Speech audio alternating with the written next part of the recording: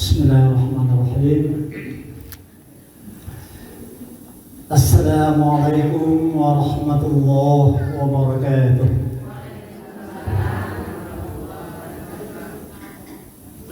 Innal hamdalillah wassalatu wassalamu ala Rasulillah wa ala alihi wa ashabihi wa mawalah. Asyhadu an la ilaha illallah wahdahu la syarika lah wa asyhadu anna Muhammadan abduhu wa rasuluhu la nabiyya ba'dah. Allahumma salli ala sayyidina Muhammad wa ala alihi wa ashabihi ajmain, amma ba'du. Wa qala Allah subhanahu wa ta'ala fil Qur'anil Karim, A'udzu billahi minasy syaithanir rajim. Bismillahirrahmanirrahim. Inna a'tainakal kautsar fasholli li rabbika wanhar inna syani'aka huwal abtar.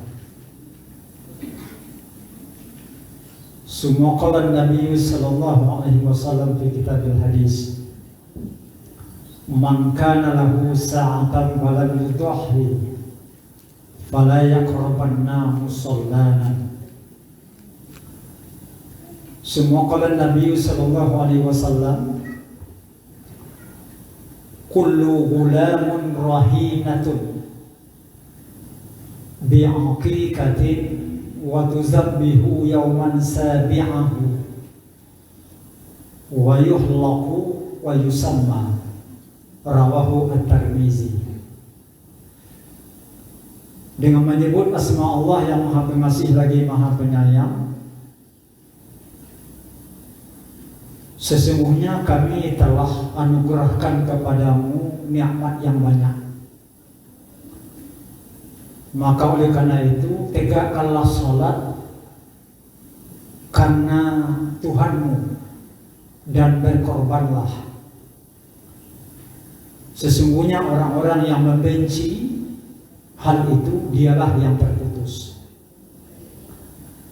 Rasul bersabda, siapa yang telah diberikan kesanggupan untuk berkorban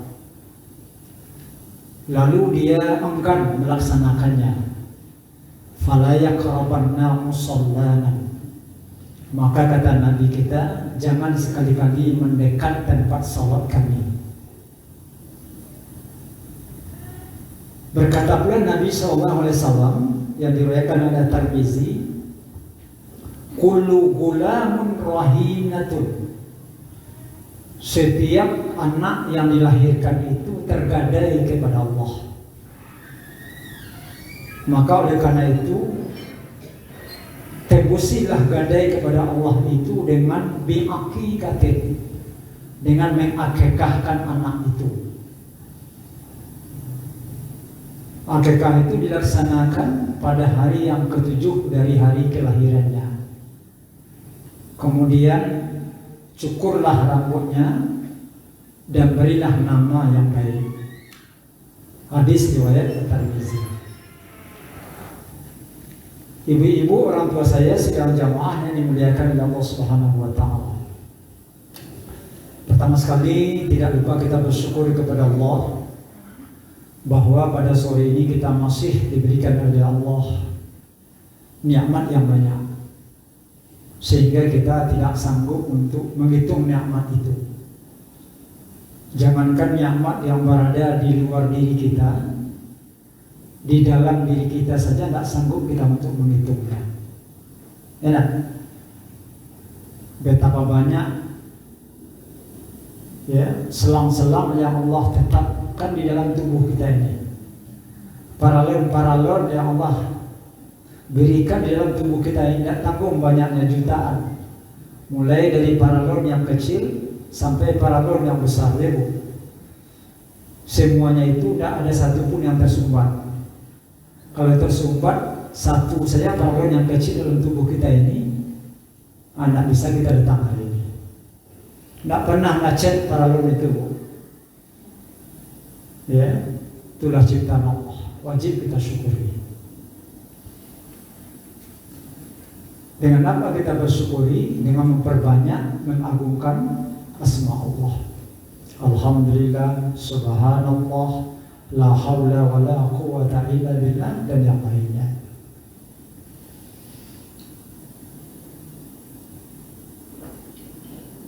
Kalimat-kalimat itu ringan lidah kita mengucapkan, tapi nanti dari kiamat bila ditimbang, berat timbangannya.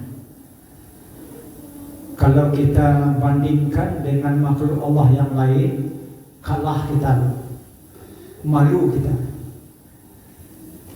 Suatu ketika Nabi Daud alaihissalam, Nabi Daud itu termasuk Nabi yang panjang umurnya, Nabi yang diberikan oleh Allah suhuf, diberikan oleh Allah mukjizat kepadanya, yaitu kitab Zabur.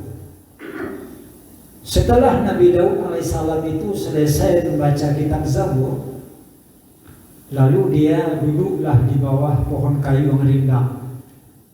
Bersandar Nabi Daud itu, dijulurkan kedua kakinya, lalu dia bersandar kepalanya di pohon kayu itu, di batangnya.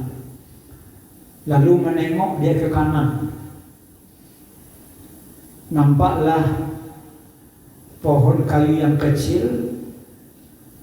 Di pohon kayu itu ada ranting. Di ranting itu ada seekor ulat merah. Oleh Nabi Daud nampak oleh dia. Apa kata Nabi Daud dalam hati? Apalah yang bisa oleh ulat merah ini sehingga Allah ciptakan. Itu dalam hati Nabi Daud ketika menengok ulat merah itu di ranting kayu itu. Apa yang bisa dibuat oleh ulat merah ini sehingga Allah ciptakan? Qadarullah, izin Allah. Walaupun di dalam hati Nabi Daud, tapi karena Allah Maha Tahu, berbicara ulat itu. Apa kata ulat itu kepada Nabi Daud? Wahai Nabi Daud, saya satu hari, kata ulat itu kepada Nabi Daud, tidak kurang membaca subhanallah itu 1000 kali.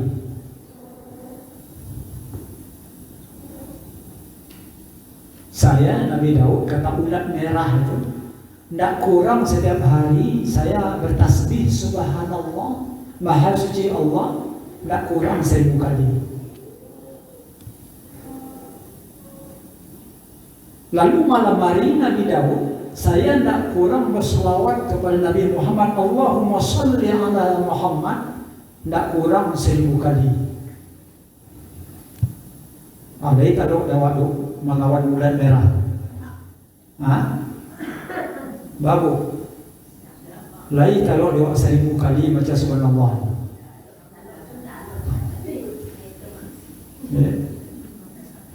Semenjak itu menangis Nabi Daud, bertobat kepada Allah, menyesal dia, saya mulai hari ini tidak akan melecehkan makhlukmu yang lain lagi. Jadi ternyata tidak kita manusia saja yang mengagungkan Allah. Semua makhluk Allah yang lain itu bahkan lebih dari kita manusia. Ya. Jadi alhamdulillah hari ini kita masih bisa lidah kita membaca subhanallah, alhamdulillah. Jangan itu kita tinggalkan. Walaupun tidak sampai 33 kali sehabis sholat, minimal 10 kali. Ya, habis sholat itu tidak boleh kita kurang membaca Al-Fatihah sekali habis sholat. Kita niatkan habis sholat itu wirid, sesudah sholat itu mudah-mudahan Al-Fatihah ini yang saya baca di sholat, ya Allah, kalau hati saya yang selama ini malas untuk ibadah menjadi rajin, ya Allah. Kalau hati suami saya selama ini untuk sholat itu berat, lunakkan, ya Allah. Kalau hati anak saya selama ini berat untuk sholat, ya Allah, dengan baca Al-Fatihah di salat ini, ya Allah, lunakkan hati. Itu kata almarhum kajiannya Syekh Ali Jaber. Maka tasasa kita tidak ada waktu, tamu ada di rumah, tidak sempat kita baca Al-Fatihah. Apa kata Syekh Ali Jaber? Jangan tinggalkan. Walaupun waktu kamu tersesat, walaupun waktu kamu sumpit, boleh sambil berjalan pun baca itu. Berarti apa itu, Bu? Penting. Dalam kendaraan kamu boleh baca itu, karena tidak sempat waktu kamu habis salat membaca itu, karena ada tamu di rumah menunggu. Tapi itu jangan ditinggalkan. Di atas kendaraan pun boleh, sambil berjalan pun boleh.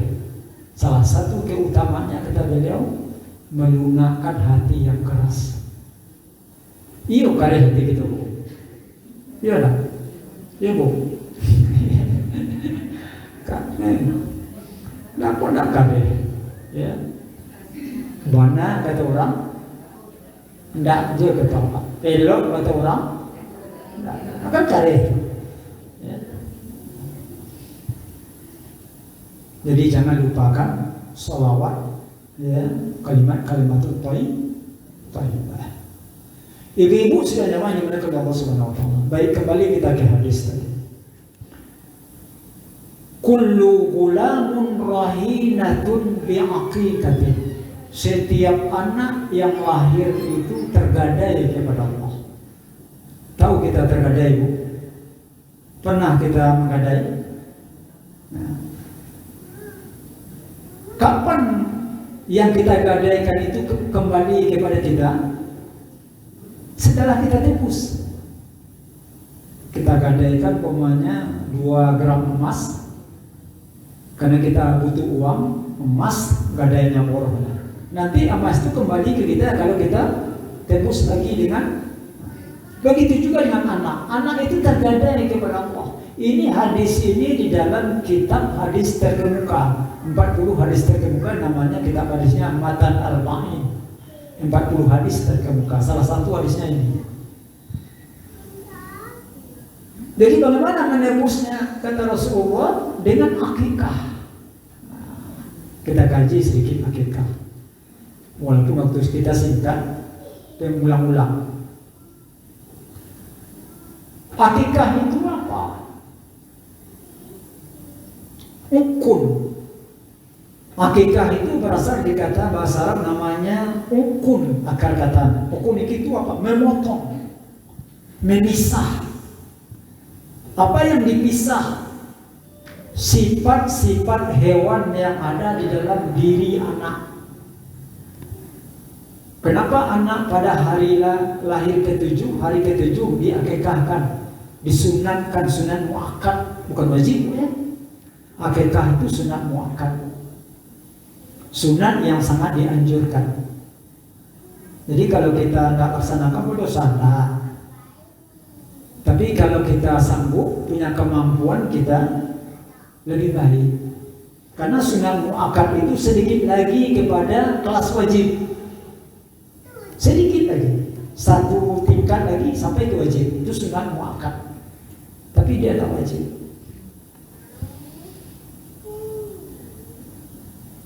Memotong sifat-sifat yang ada melekat di dalam diri anak yang lahir itu sifat hewan. Adakah sifat hewan di dalam diri kita manusia?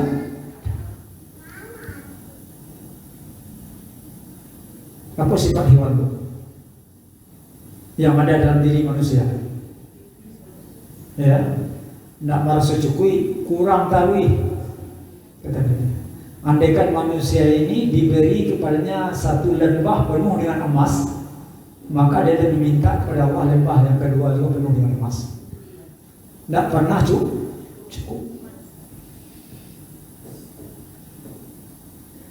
Kalau bahasa orang Jalan Baru namanya tamak, ya.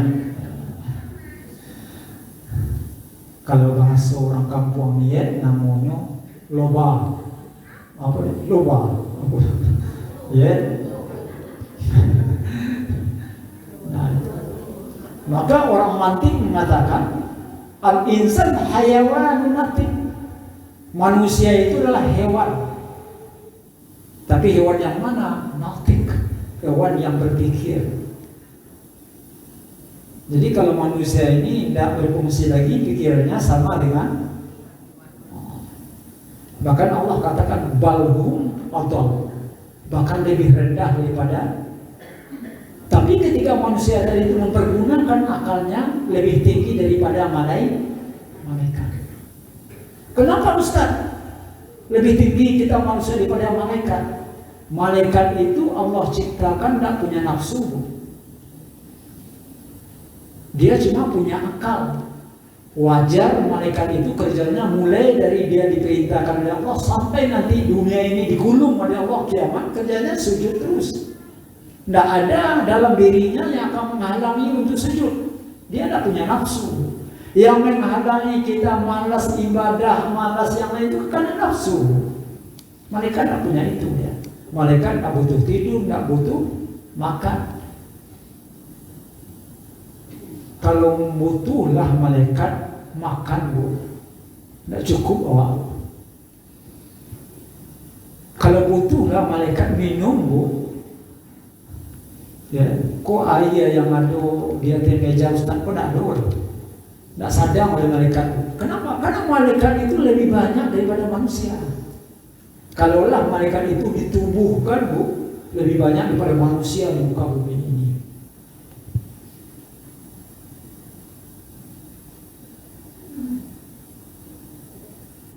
Jadi walaupun manusia kita ini punya nafsu, tapi mampu juga kita, kepala kita sujud kepada Allah. Mampu juga kita mengagungkan Allah. Padahal ada dorongan di dalam diri manusia itu. Maka manusia lebih tinggi daripada malaikat.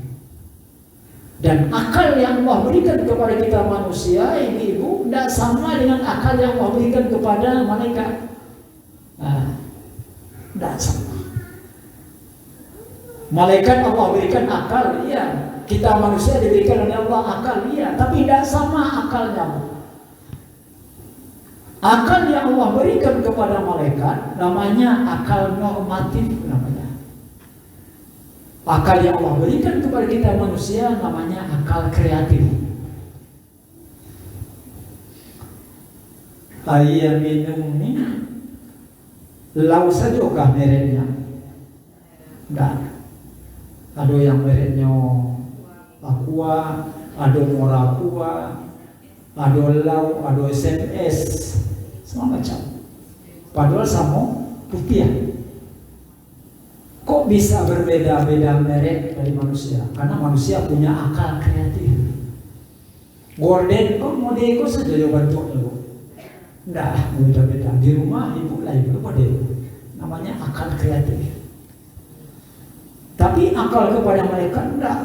Akal normatif stagnan dia. Qalu subhanaka la ilma lana illa ma'allamtana innaka antal alimul hakim.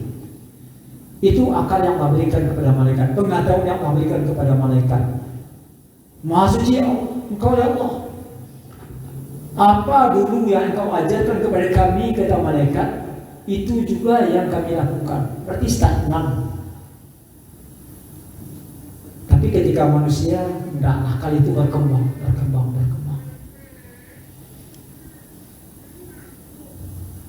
Ya. Jadi akikah tadi itu, Bu, sifat-sifat hewan itu yang dipotong. Makanya di asal katanya ukun. Supaya nanti anak itu tumbuh dewasa ya, dia tidak berat kepalanya sujud kepada Allah. Dia tidak melawan ke orang tuanya. Jadi dengan syariat akikah itu, ya, makanya kata Fatimah Az-Zahra mengatakan, ya, anaknya Rasulullah ketika mengakikahkan anaknya Husain, ya, apa kata Fatimah? Ya, kenapa dia mencukur rambut Husain itu sampai gundul? Apa kata Fatimah? Karena anak yang lahir itu bertengger setan di rambutnya, bertengger jin. Jadi itu gunanya kenapa rambutnya itu dicukur. supaya nanti tidak menghalang-halangi dia untuk ibadah kepada Allah secara syariat. Karena Ibu, kita ini selalu ditempel oleh yang namanya iblis, yang namanya setan, yang namanya jin. Ibu ya, ada 4 macam jin Bu, yang selalu menempel ke manusia, termasuk ke saya, termasuk ke Ibu sekarang. Yang pertama ada namanya jin korin namanya. Jin korin itu apa? Jin yang membuat kita itu malas Bu. Malas untuk ibadah. Itu jin itu yang betul. Ada yang kedua namanya jin ibrit. Ini ketuanya jin yang dulu yang berhasil memindahkan kerajaan Ratu Balkis ya, di Yaman, dipindahkan oleh jin itu dalam waktu sekejap ke samping Baitul Maqdis Palestina, kerajaan Sulaiman. Itu ibrit. Yang ketiga ada namanya jin zabar. Jin zabar itu apa? Jin yang membuat kita itu kalau ibadah ingin tak cepat aja. Kalau agak panjang baca imam malah mencapak.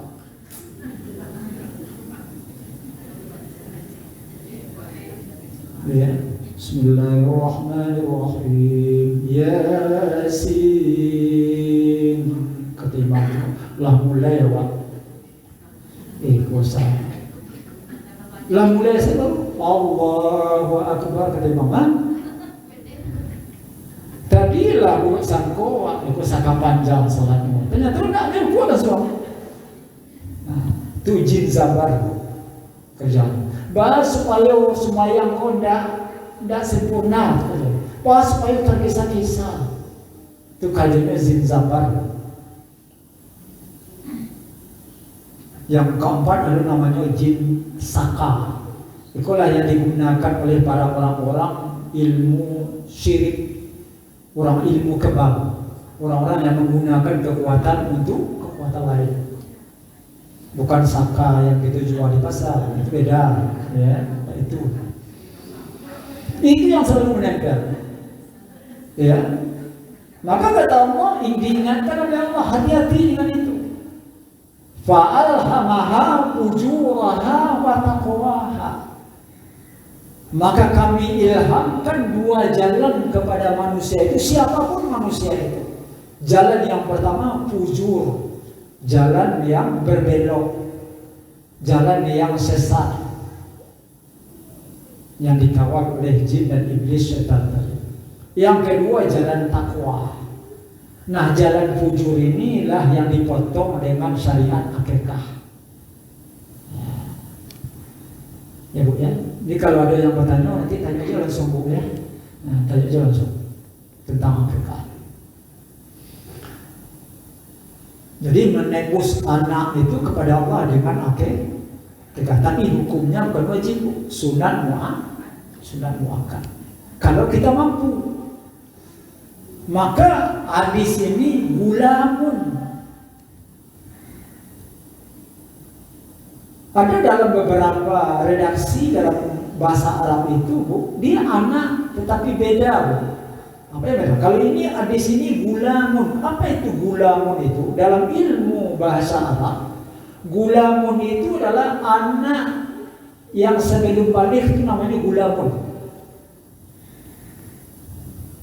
Jadi anak yang sebelum balik, masuk balik, itu gulamun namanya. Jadi orang tuanya sunat muakkad, mengakikahkan sampai menjelang balik. Kalau dia sudah balik, kena sunat muakkad lagi. Yang sunat muakkad cuma mulai dari lahir ke-7, hari ke-7 sampai menjelang balik. Setelah dia lepas balik, belum dia akikahkan, orang tuanya enggak sunat muakkad lagi, ya, menjadi mubah boleh. Maka boleh orang mengakikahkan dirinya sendiri, karena orang tuanya enggak punya kemampuan dulu waktu dia itu, lalu dia sekarang sudah dewasa, punya pekerjaan, dia punya penghasilan, dia tahu dia dulu nggak dia ke kakak, dia ke kakaknya dari sendiri sah, boleh bu. Karena akikah itu kan sama dengan bersedekah. Ya. Yang kedua, ada yang namanya janin. Itu anak juga, anak yang dalam perut kita itu namanya janin. Janin itulah dulu yang diberikan oleh Allah, ditanya oleh Allah, alastu birabbikum qalu bala syahidna. Wahai janin, bukankah aku ini Tuhanmu? Karena sudah ditiupkan oleh Allah roh, berkata janin itu dalam perut itu, betul ya Allah, Engkau Tuhan kami yang kami agungkan, Engkau Tuhan kami yang akan kami taati, Engkau Tuhan kami yang akan kami dengar. Itu janji kita di dalam perut. Tapi ketika manusia sudah lahir, lupa dengan janji tadi. Ternyata dulu janjinya mendengarkan kata Allah dan dengarkannya lebih mendengarkan kata yang lain. Ada yang ketiga namanya sobi. Sobi itu apa? Anak yang baru lahir, bayi. Itu sobi namanya. Ya, sobi. Nah. Ibu-ibu sudah nyaman dimuliakan Allah Subhanahu Wa Taala. Lalu kapan? Ada waktu akikah itu ada dua. Ada waktu yang sangat afdal, ada waktu yang baik. Waktu yang afdal, yauman sabi'ahu, pada hari yang ketujuh dari hari kelahiran. Menghitung kelahiran itu bukan malam, tapi siang. Contoh, kita punya cucu lahir dia malam. Malam itu tidak dihitung dari kelahiran. Jadi yang mulai dihitung itu pada siang hari. Jadi kalau dia malam, jadi hari besoknya baru dihitung hari yang ketujuh. Cara begitu. Ya. Lalu kalau seandainya kita tidak punya kesanggupan, ya, sanggup kita punya harta tapi mungkin waktu kita sibuk, tidak bisa pada hari yang ketujuh. Ada hari yang ke-14 dari kelahiran, atau hari yang ke-21. Lepas dari hari itu adalah hari yang boleh, ya, boleh.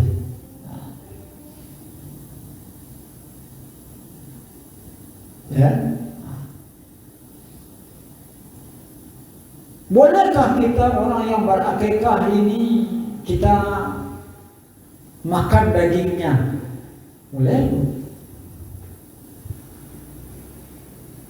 Boleh kita, ya, kita mengakikahkan cucu kita, pokoknya anak kita, boleh kita makan, tapi sekedarnya saja, ya, sekedarnya. Yang tidak boleh itu adalah nazar, dikaitkan dengan nazar itu tidak boleh. Ya, saya memang kalau seandainya sehatlah cucu saya ini, ya, dia batuk, sehat batuknya, hari yang ke-14 saya kekahkan, ternyata sehat batuknya, itu nazar, tak boleh kita memakan itu. Harus orang lain semuanya, tak boleh satu pun, sedikit pun kita, karena nazar. Nazar itu sesungguhnya hukumnya adalah ibahah, tapi menjadi wajib. Kenapa? Karena kita kaitkan dengan sesuatu. Kalau yang tadi tidak, itu bukan nazar, memang sunnah saja, tidak ada kait-kaitannya. Karena kita punya kemampuan ya kekah. Tapi yang tadi beda. Kalau sehatlah batuknya pada hari yang ke-7, hari yang ke-14, hari ke-21, karena dia ada apa? Ada sakit. Ternyata sehat ya, wajib. Tidak boleh itu dimakan oleh keluarga yang punya kita. Hah? Tidak boleh. Karena nazar. Kalau yang boleh tadi itu yang tidak kaitkan dengan nazar. Jadi itu, ya. Karena dia menjadi wajib. Nazar itu wajib. wajib karena mengkaitkannya. Kalau dia tercapai, tapi kalau tidak tercapai, apa dia? Nah, kan dia kalau sudah tercapai dengan niat kita ternyata berhasil dengan niat itu, kita tunaikan, itu jadi wajib ya.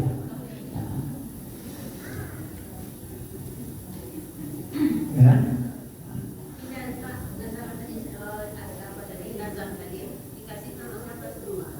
Oke, di tetangga kita. Jadi yang keluarga yang terikat dengan itu nggak boleh makan. Tetangga ya cuma kasih. Ya. Hah? Yang nggak ada hubungannya dengan apa? Dengan senasab. Nah, itu yang nggak boleh.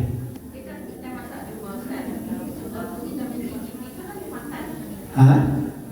Nah, itu tidak memakan. Kalau mencicipi itu untuk enggak apa-apa. Itu kan merasukkan garam aja itu. Ya, mencicipi ya. Nah, enggak diangkat. Ya. Enggak. Jadi Bu, akikah ini berbeda dengan korban. Akikah ini sangat disunatkan, dianjurkan, masak diberikan. Jangan mentah. Ya. Nah, itu beda dengan korban. Kalau korban dianjurkan daging mentah diberikan, jangan dimasak. Nah, itu beda korban. Kalau akikah tadi yang sangat dianjurkan itu daging yang sudah siap di. Kenapa? Karena memang ada kaitannya sesungguhnya. Karena memasak daging kambing dengan memasak daging biasa tidak sama. Ibu, mana yang lebih sulit memasak daging kambing dengan daging kerbau?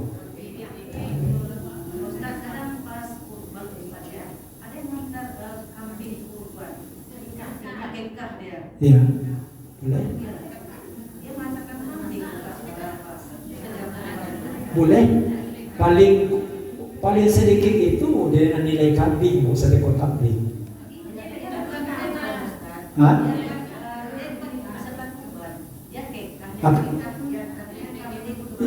Ke orang yang apa? Iya boleh. Apa? Hah? Dimasak. Akikah itu dimasak. Nah, makanya kita tadi ya menyampaikan akikah itu sebaiknya dimasak karena kita mencari yang afdal. Tapi di antaranya daging kambing yang hidup-hidup itu tidak sah. Kita kan cari yang afdal. Ya, kita kan amal ibadah itu mencari yang afdal. Ya. Jadi kalau dia antarkan ini akikah kami Ustaz dibantai di sini, tidak sah, korbannya tetap sah. Akikahnya tetap sah.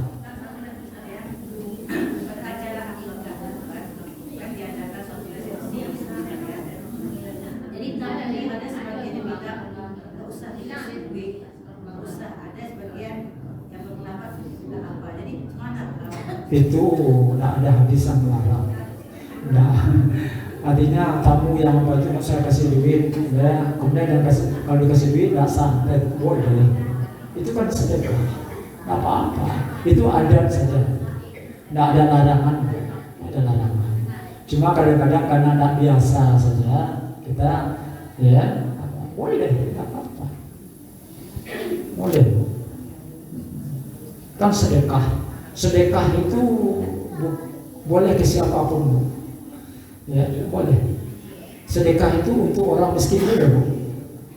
Ya, enggak. Itulah sedekah. Kalau zakat, itu. Kalau sedekah ke orang lain boleh. Ibu hari ini umpamanya bersedekah ke saya, ini saya tidak tolak, saya terima semuanya. Ya. Jadi boleh Bu ya, boleh seperti tadi Bu. Jadi kambing yang tadi maksud saya kan misalnya ini tetangga saya, kakak saya ini dia mengadakan anak nikah. Jadi saya sebagai apa kakak dulu bilang itu ada sebagian pendapat dari warga karena kakak orang nikah, saya tidak usah buat dia amplop itu, dia datang aja makan. Apa gitu? Enggak apa-apa. Enggak apa-apa, di bawah pun apa juga. Tidak ada tuh Bu, larang tidak ada, itu apa saja Bu, adat kebiasaan setempat kita saja sebenarnya. Ya. Ada di suatu daerah kalian malah justru membawa. Ya. Jadi adat itu kan kebiasaan setempat. Kadang orang di tempat itu tidak ada yang bawa, kita saja Pak kadang-kadang tidak enak pula jadinya, ya kan? Ada pula di satu tempat orang membawa semua Bu. Kalau nggak kita bawa tidak enak pula jadinya. Nah, itu adat saja Bu. Adat saja. Tidak ada.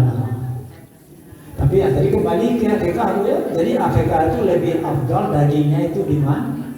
Kenapa dimasak? Karena tidak semua orang bisa memasak daging kambing. Pemasaknya pun tidak sama. Ya, kalau di kampung saya mungkin tinggi Bu, itu pilih-pilih orang bisa masak daging kambing Bu. Apakah orang yang sudah pandai memasak vegetarian sih bisa masak daging kambing? Belum tentu. Karena takarannya itu beda Bu. Ya Bu ya. Bahkan tidak hanya itu. Guru saya almarhum Buya Tuanku Khaidir, walaupun kita pandai memotong daging, memotong kambing ya, itu tidak sembarang potong kata guru saya. Kenapa Pak Buya? Memotong itu nanti berpengaruh kepada amis dan tidak amisnya kambing.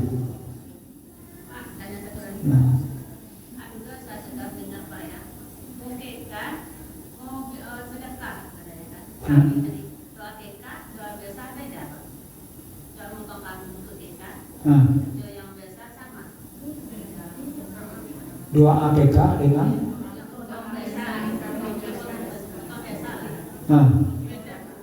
iya disebutkan lah apanya tetap bacanya tetap Bismillahirrahmanirrahim, cuma niatkan ada ini akikah nih, ya kan?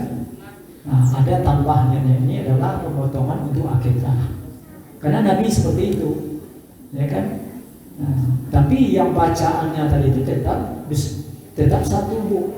Bacaan untuk memotong hewan apapun tetap satu, nada beda.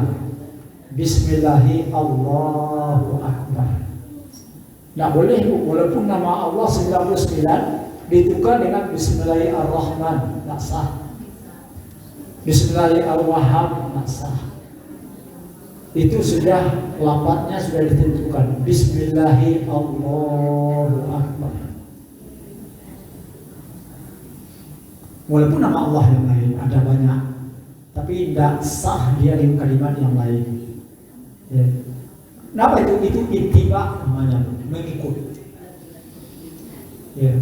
Kenapa alasannya gitu? Sana tidak tahu kita. Namanya ittiba itu tidak ada sama. Kita sudah mengikut itu, karena dulu syariatnya seperti itu. Ya Bu. Ini masalah korban dengan Korban. ya.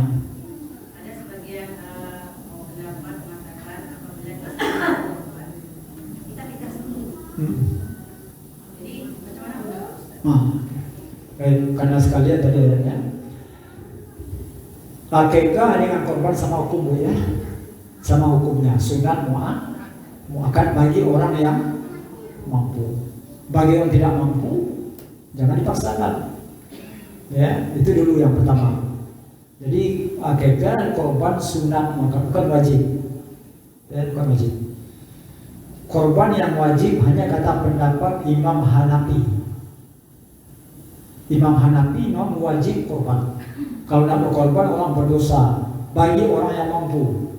Dari mana dalilnya kata Imam Hanafi? Dua hal. Pertama Al-Kautsar ayat 2.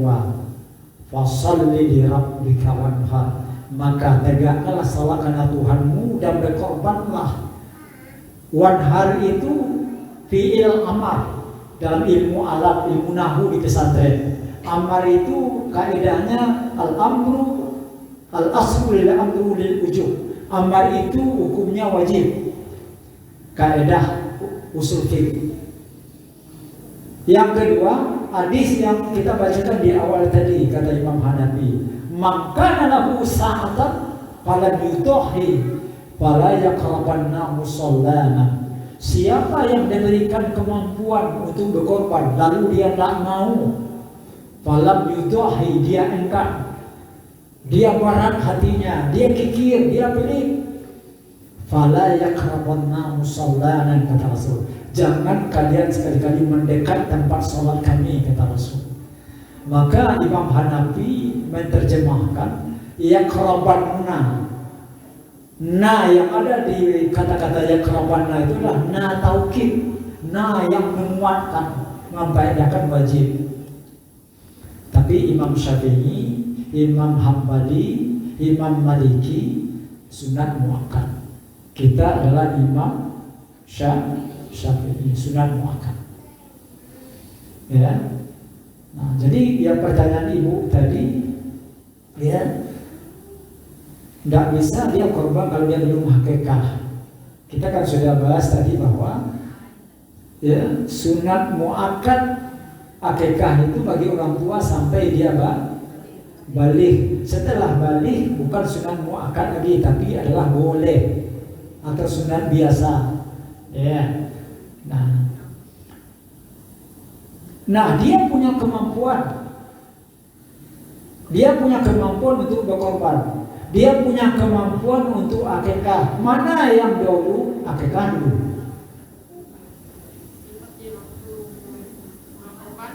Hah? Tidak, ini kan tadi nih, dia punya kemampuan dua. Kemampuan berkorban dia juga punya. Kemampuan untuk akikah dia juga punya. Ya, mana yang sementara dia belum akikah? Akikah dulu. Karena korban apa? Korban tidak ada batas. Korban itu boleh setiap tahun. Akikah boleh setiap tahun. Akikah itu sekali cuma. Nah, itu dasarnya bu, kenapa akikah dulu? Tapi kalau dia ada akikah pun, tapi dia berkorban, sah atau korbannya sah. Tapi tadi kan kita akan dihadapkan dua persoalan. Ya, dia punya kemampuan korban, punya kemampuan untuk akikah. Ya, dia pilih dulu akikah, karena dia dulu belum akikah, boleh. Kenapa dia pilih itu? Karena untuk tahun besok, insya Allah mudah-mudahan. Karena dia sama-sama sunat muakkad. Tapi jangan halang itu. Apakah dia berkorban dulu, umpamanya tidak sah, karena dia belum akikah? Nah, tetap sah. Ya, tetap sah. Jelas bu? Yang tentang akikah misalnya bu, silakan bu. Ya. Ya. Misalnya akikah diri sendiri, dia pengen akikah diri sendiri, tapi sanggupnya beli satu kambing dulu. Apakah satu kambing lagi bisa nyicil kapan kalau ada duit? Iya. Lebih afdal lagi. Ya. Lebih afdal kata Nabi, anak laki-laki 2 ekor kambing. Afdal. Dia cuma sanggup satunya. Iya, tetap sah tetapnya. Nyusul satu lagi. Iya. Tidak menyusul pun tak apa-apa juga. Tapi kalau sanggup dia menyusul, lebih bagus, dapat afdalnya. Ya. Tapi cuma dia satu yang bisa cuma ada sahkah dia rekannya tetap sah. Cuma kata Nabi, sebaiknya anak laki-laki 2 ekor kambing, anak perempuan 1 ekor kambing. Sanggup dia cuma satu, tidak bisa boleh dipaksakan. Laha ma kasabat wa 'alaiha ma kasabat. Ya. Jadi akikah itu mensucikan secara lahirlah anak itu dari godaan syaitan. Maka dicukurlah rambutnya. Di kata Fatimah tadi, ya, selalu anak itu ditengger oleh syaitan. Maka buanglah rambutnya itu sampai. Maka disunatkan cukur gundul. Ya.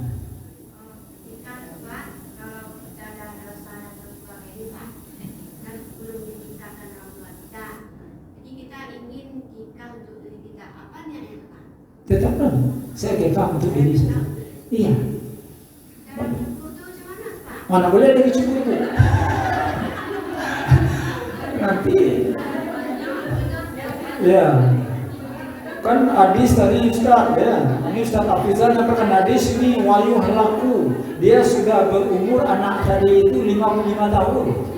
Ya, akikah dia cukur rambut sekali. Tak salah ibu. Ya itu bedanya di akekah sudah dewasa. Itu kalau dicukur rambut itu diganti lo namanya. Repot mulu lah kalau capil. Waktu kalau kakak. Jadi kalau orang sudah dewasa, sapi saya cuma akekah, tapi jangan dicukur dulu rambut. Jangan ditukar namo. Ya, ditukar namo nanti marah ibu. Ya. Pak, dengan kata juga Pak ya. Ya. Kan rambutnya dicukur. Ada juga pernah saya mendengar Pak ya. Ditimpa Iya. rambut berbabulannya. Iya. Dengan kepada miskin. Iya, betul. Itu yang dilakukan oleh Fatimah. Jadi disyariatkan Bu. Jadi rambutnya dia yang walaupun dia digunting, walaupun dicukur, ditimbang Bu. Berapa beratnya? Katakanlah 1 gramnya itu harganya 40.000. Berapa gram dia? Kalilah nanti sedekahkan ke orang fakir miskin. Hasil dari rambutnya ditimbang. Memang itu sunnah Allah. Memang ditimbang. Jadi betul kata ibu tadi. Itu yang dibuat oleh Nabi ya, kepada cucunya dibuat oleh Fatimah, ditimbang. Nah. Dia punya anak 5, 2 laki-laki. Kalau laki kan 2 kambing, berarti 4 kambing. Yang ada 3 kan 3 kambing 7. Kemudian akikahnya dilarikannya ke sapi. Boleh? Boleh? Akikah boleh? Ke sapi itu boleh. Itu kan sekurang-kurangnya. Kalau sanggup dia boleh. Boleh, tetap sah. Tapi hitungannya tetap seharga. Boleh. Nggak masalah. Ya. Tapi yang nggak boleh itu 2 apa niat? Oh, niatnya menumpang 2 akikah sekalian korban bisa. Nggak bisa ya. Yang akikah, yang korban, yang korban. Tapi kalau hewannya tadi boleh, kan lebih bagus begini, besar, lebih banyak manfaat. Bahkan orang kan kadang-kadang kan harus kambing jantan, nggak mesti. Berkorban kan boleh kambing betina, boleh sapi betina, tapi tidak ada lagi boleh. Tapi kalau masih ada dulu sapi laki-laki, sapi jantan, lebih sapi jantan lah dulu, ya. Bukan dalam artian tidak sah korban kalau sapi betina atau kekah kambing betina tetap sah. Ambo tidak sisa kambing Ustaz, tapi nyiapkan kekah jo ayam jago bisa dan ekstra. Ini paling kete itu kambing, ayam tak boleh. Ayam itu boleh dipotong boleh, tapi tidak bisa untuk kekah. Untuk mengundang Ustaz Abiza boleh. Ya. Coba kekah boleh, dari tadi boleh tu. Boleh, apa-apa. Makanya orang berkorban itu bukan berkorban karena supaya tak berat kan 7 orang. Ternyata umpamanya tidak bisa lagi kan, tidak ada orang mendaftar, cuma 1 cuma kelompoknya. Tidak mungkin dia beli sapi, terpaksa beli kambing, sekurang-kurangnya senilai kambing. Begitu juga dengan akikah. Kalau dia banyak tadi bisa dia sapi, sapi. Itu kan binatang paling kecil Bu, yang di standarnya itu. Tapi di atas itu boleh. Sama dengan korban. Ya, korban kan boleh kambing, kan boleh sapi, boleh kan unta korban. Boleh Bu. Boleh kan kerbau korban. Boleh Bu. Cuma tidak biasa Ustaz. Karena kenapa boleh? Jamus itu kerbau. Dia serumput Bu antara sapi dengan ya, kan sama-sama makan rumput ya. Cuma khawatir kalau ngomongnya kerbau punya makan apa namanya spaghetti, dia tidak bisa. Ya kan? Oke. Kemudian korban. Hati-hati Bu, sudah berapa orang kita peserta korban sini Bu? Udah berapa ekor Bu? 4. Ya, ibu-ibu hati-hati dengan korban. Yang jelas korban itu berasal dari kata qarraba dekat. Jadi orang yang berkorban sangat dekat kepada Allah.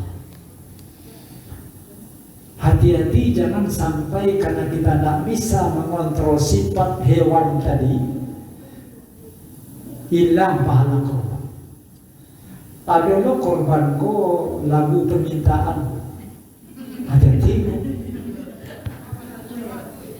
Start up, saya korban tuh nanti jatah saya Ustaz itu daging pade yang mempau nekonya batal.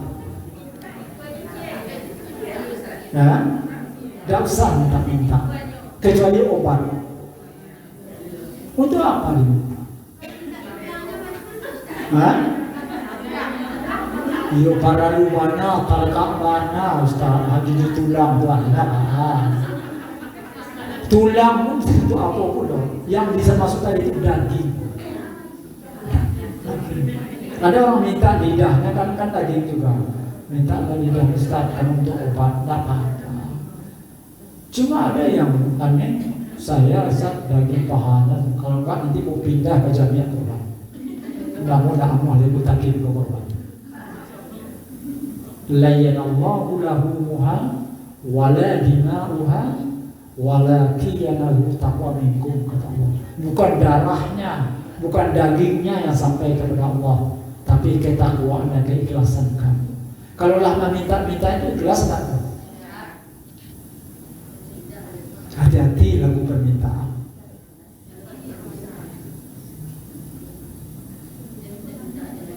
Ya, iya. Apalagi dikait-kaitkan nanti, misalnya mau kalau itu nanti saya dapat dari korban. Berarti itu kan kita bertransaksi dengan Allah.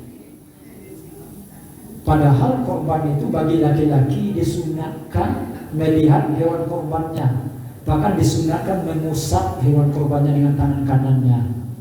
Karena satu helai bulu hewan korban kamu itu kalau karena kepada Allah satu pahala. Lain dia tunggu bara helai bulu hewan korban kita.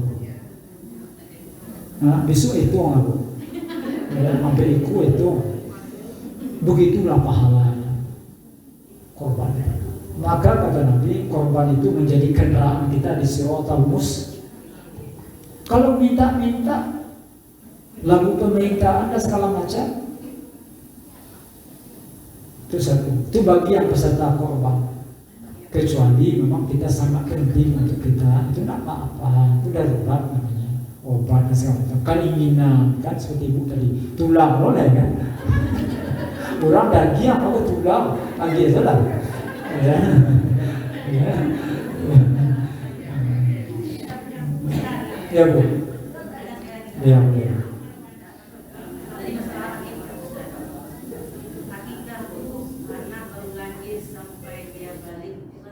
Sunat muakkad bagi orang tuanya.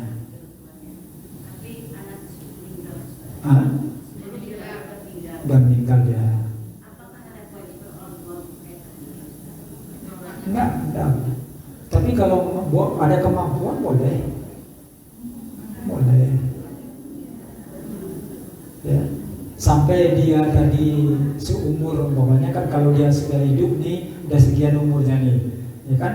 Nah, tapi karena baru mungkin singkir seratannya dia Allah meninggal, ya kita punya kemampuan yang kita angkat, dia sunat muakkad apa-apa. Karena anak yang diakikahkan itu Bu, nanti dia memberikan syafaat ke orang tuanya, ya,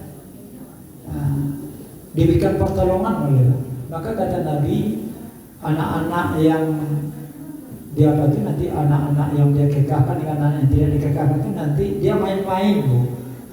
Ada sekelumpulan anak oleh Nabi main-main aja di teras-teras seruku, nak masuk ke dalam seruku, ya main-main aja. Kenapa kalian tidak masuk? Sementara teman kalian sudah ada di dalam surga. Kenapa kalian kok main-main aja di teras? Apa kata anak-anak tadi? Kami di waktu ketik tidak dikekahkan oleh orang tua kami. Padahal orang tua kami mampu. Jadi boleh ya sudah meninggal. Itu kan sedekah. Tapi yang jelas Bu, anak yang sudah meninggal sebelum dia balik, jelas anak masuk ke dalam surga. Karena dia tidak akan diikat oleh Allah. Jelas dia celengan kita, sudah pasti dia anak surga.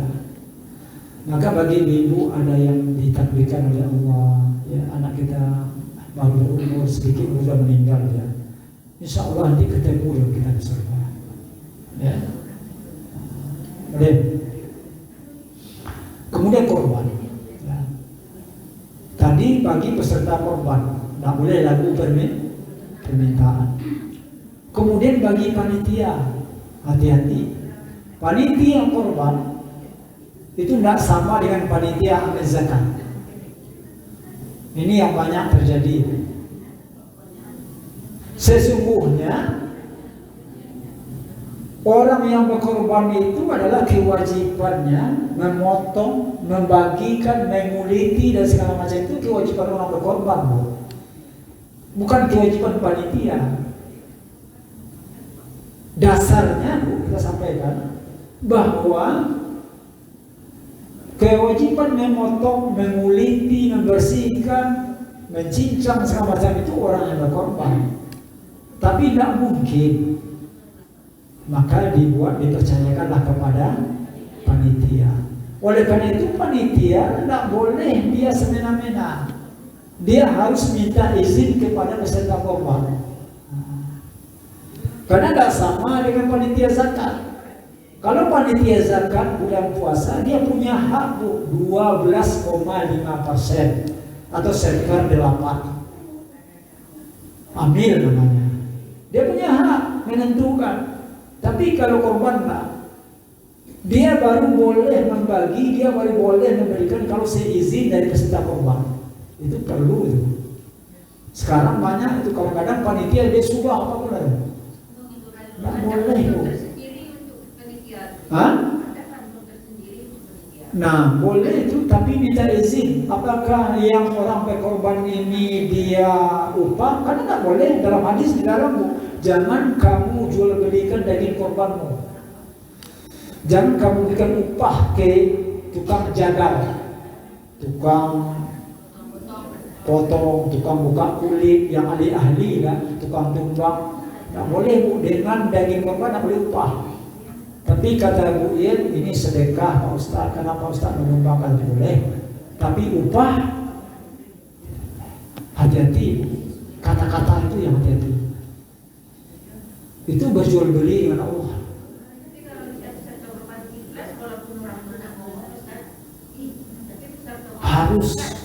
Harus. Boleh ibu tidak, tapi yang lain. Dia pakai kelompok 7 orang, yang 6 cuma, yang 1 mungkin tidak.